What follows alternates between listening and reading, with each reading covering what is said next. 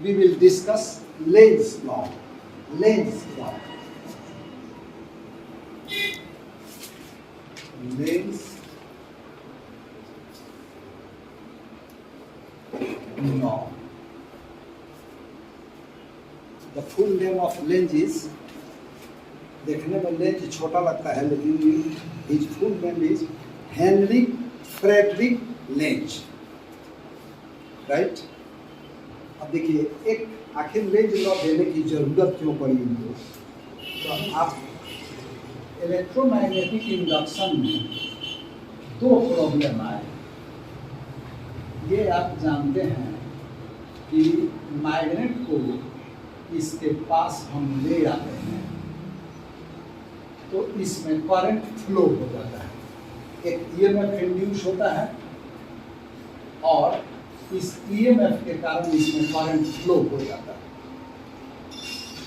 ये तो क्वेश्चन उठता है ना कि आखिर करंट किस डायरेक्शन में फ्लो होता है। जैसे यहाँ इधर से भी फ्लो हो सकता है, इधर से भी फ्लो हो सकता है, ये 1 नंबर 2 नंबर आप कह सकते हैं। तो आप क्या पूछते हैं कि यदि नॉर्थ पोल इधर हम ले आए तो ये करंट 1 नंबर वाला होगा कि 2 नंबर वाला, आप क्या पूछते हैं? ये अंदाज से कह दिए 2 नंबर वाला है, ठीक है। लेकिन कुछ तो नियम होना चाहिए ना कि ये इधर से फ्लो होगा, इधर जाएगा तो इधर से फ्लो होगा, इधर जाएगा तो इधर से फ्लो होगा, साउथ पोल को इधर उधर ले जाए तो इधर फ्लो होगा।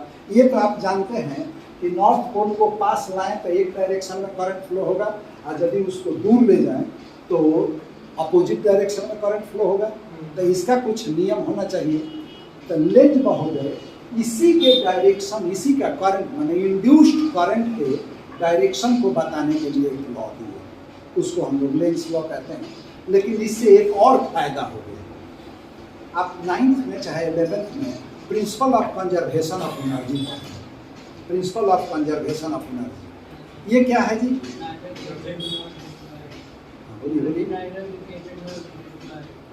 वाह,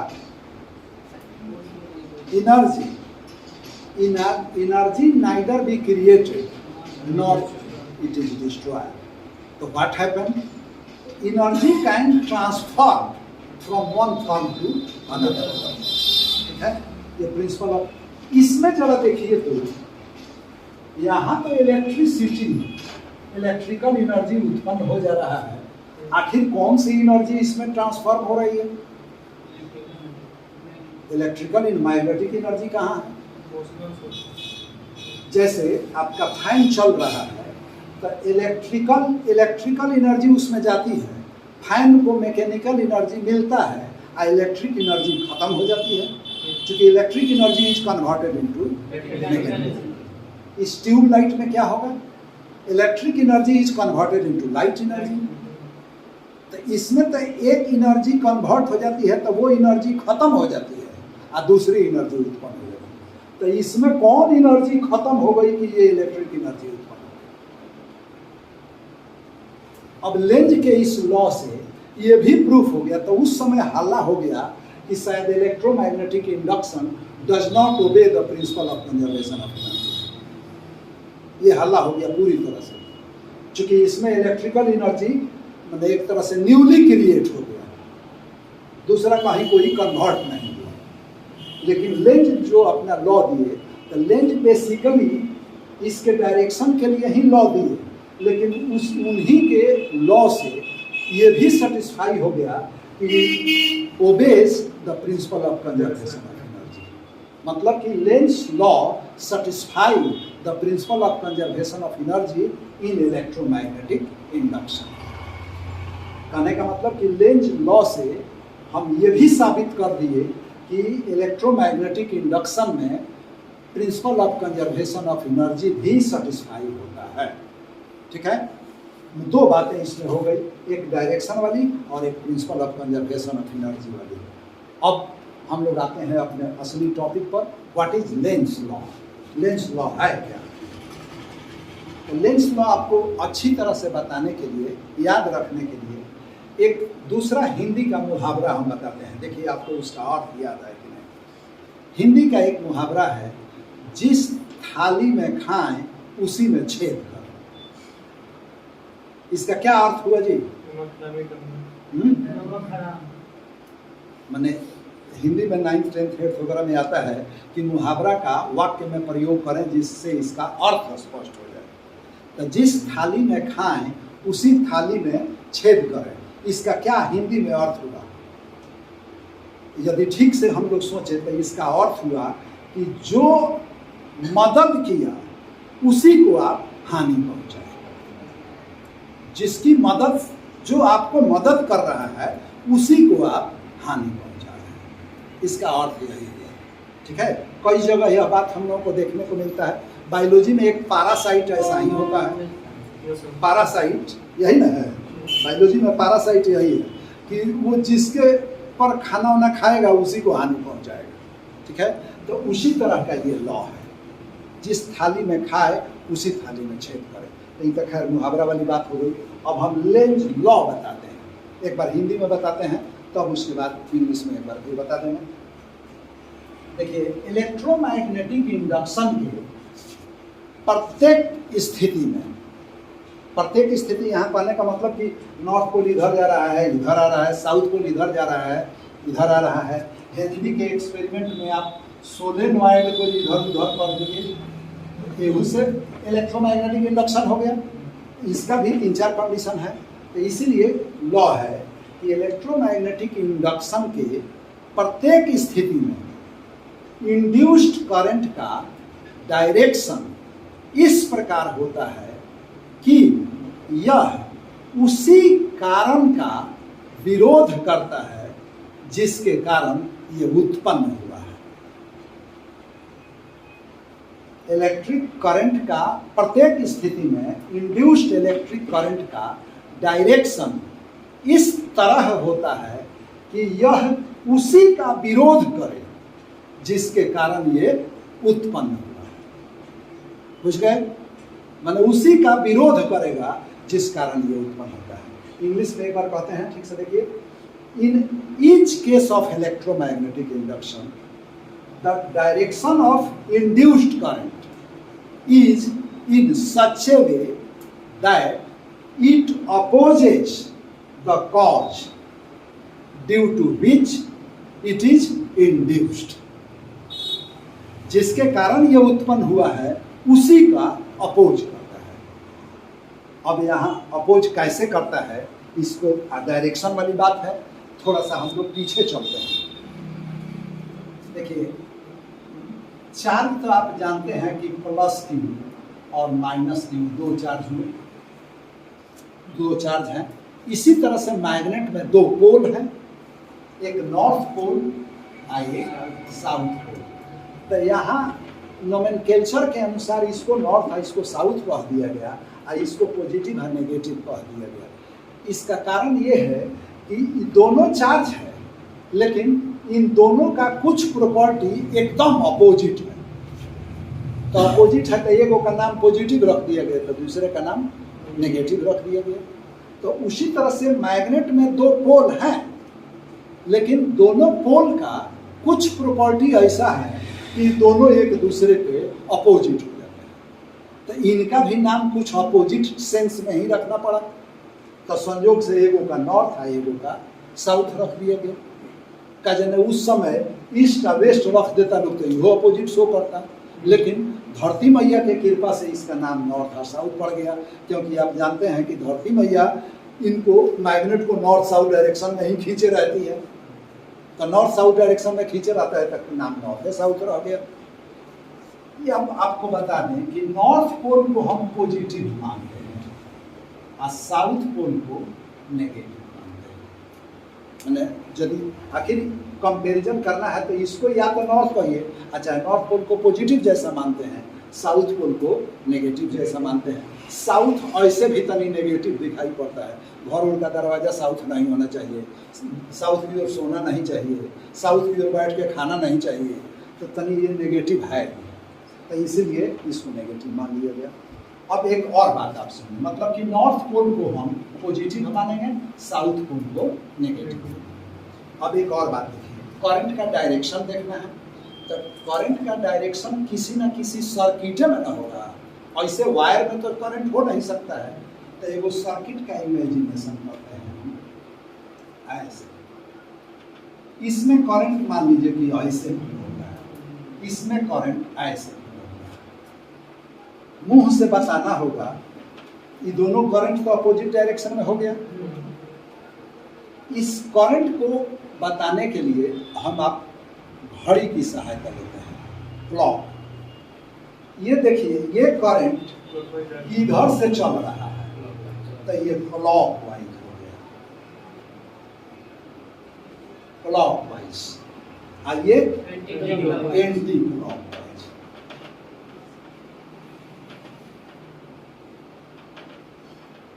अब क्लॉक वाइज या एंटी क्लॉक वाइज कहने से तो पॉजिटिव नेगेटिव नहीं ना चलेगा। तो हम चाहे माने इसके डायरेक्शन में एंटी क्लॉक वाइज को पॉजिटिव मानते हैं और क्लॉक वाइज को नेगेटिव मानते हैं। एंटी क्लॉक वाइज करंट को पॉजिटिव माना जाता है। ये तनी याद रखना पड़ेगा, उल्टा जैसा बुझा रहा है, होना चाहिए था क्लॉक वाइज को पॉजिटिव है इसको, लेकिन ये एंटी क्लॉक वाइज को पॉजिटिव मानते हैं, क्लॉक वाइज को नेगेटिव मानते हैं। दो बात आप जान गए, नॉर्थ पोल को पॉजिटिव, साउथ पोल को नेगेटिव। एंटी क्लॉकवाइज को, एंटी क्लॉकवाइज करंट को हम पॉजिटिव और क्लॉकवाइज करंट को नेगेटिव। ये बात पूरी तरह से याद हो गया। अब हम आते हैं अपने इस एक्सपेरिमेंट में। हम करंट का डायरेक्शन यहाँ मिटा दें। थोड़ी देर के लिए मानिए कि नॉर्थ पोल को आप उसके पास ला रहे हैं, ठीक है? तो पास ला रहे हैं, आप लेंज महोदय कहे कि इसका डायरेक्शन कुछ ऐसा होगा जो इस कॉज को अपोज करेगा। तो अपोज करेगा, तो यदि आप इसके पास ला रहे हैं तो अपोज करने का मतलब यहाँ कुछ ऐसा हो कि इसको रिपेल करे। वो यदि नजदीक आ रहा है तो एने से उसको धकेलने लगे, तो इसको रिपेल करेगा। तो हाई नॉर्थ पोल तो पॉजिटिव है ना, तो यहाँ भी कुछ पॉजिटिव टाइप का उत्पन्न होगा तब ना रिपेल करेगा। तो पॉजिटिव टाइप का यहाँ क्या है, एंटी क्लॉकवाइज। तो ये करंट ऐसे उत्पन्न हो जाएगा, एंटी क्लॉकवाइज हो गया। तो ये एंटी क्लॉकवाइज हो गया, क्यों? क्योंकि नॉर्थ पोल पास आ रहा है, और नॉर्थ पोल पास आ रहा है तो उसको अपोज करने के लिए धकेलना पड़ेगा, रिपेल करना पड़ेगा।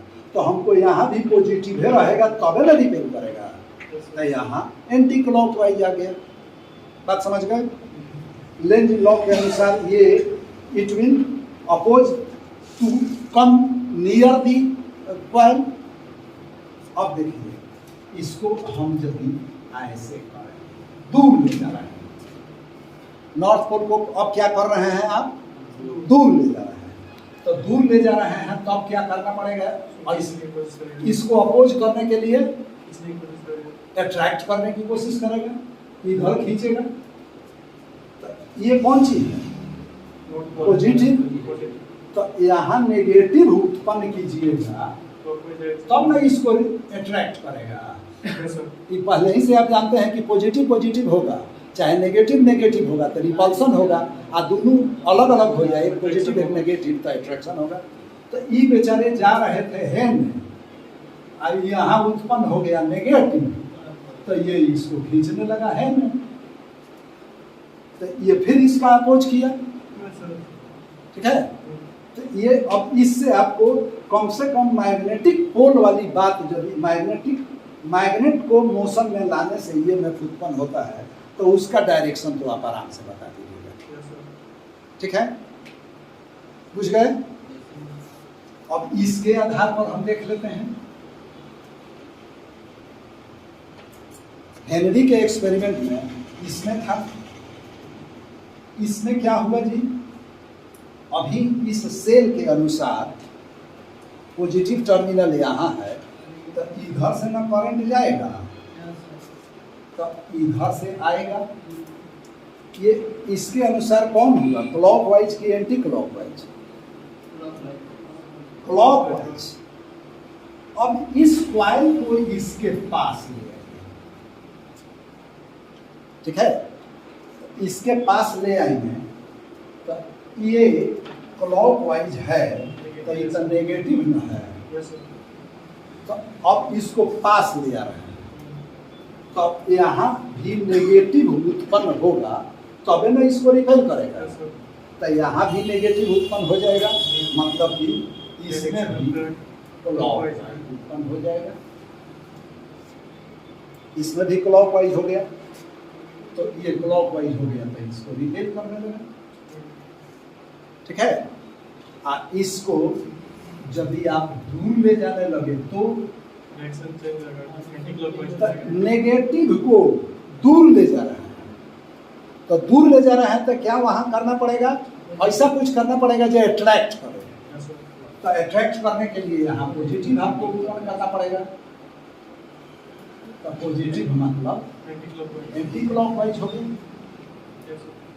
उसी तरह से यदि ये हम करंट चेंज करते हैं तब फिर इसके अनुसार अपोजिट हो गया, क्योंकि अब तो ये पॉजिटिव इधर हो गया ना, तो इसमें इधर से करंट फ्लो होगा, तो इधर से फ्लो हो गया तो ये एंटी क्लॉकवाइज हो गया, तो उसी तरह से इसमें हो गया। आपको पीडीएफ में नोट्स है, उसमें हम इस सब एग्जाम्पल नहीं दिए हैं, केवल मैग्नेट वाला दे के अब सब का अलग अलग दिया जाए तो बहुत बड़ा हो जाएगा, तो मैग्नेट वाला दे करके नॉर्थ पोल साउथ पोल को नज़दीक का दूर ले आकर के कर दिए हैं, उसी को एग्जाम्पल। सिमिलरली ये लिख सकते हैं, एगो दूगो फिगर भी मैग्नेट वाला ही उसमें बनाया हुआ है, वो बनाएंगे।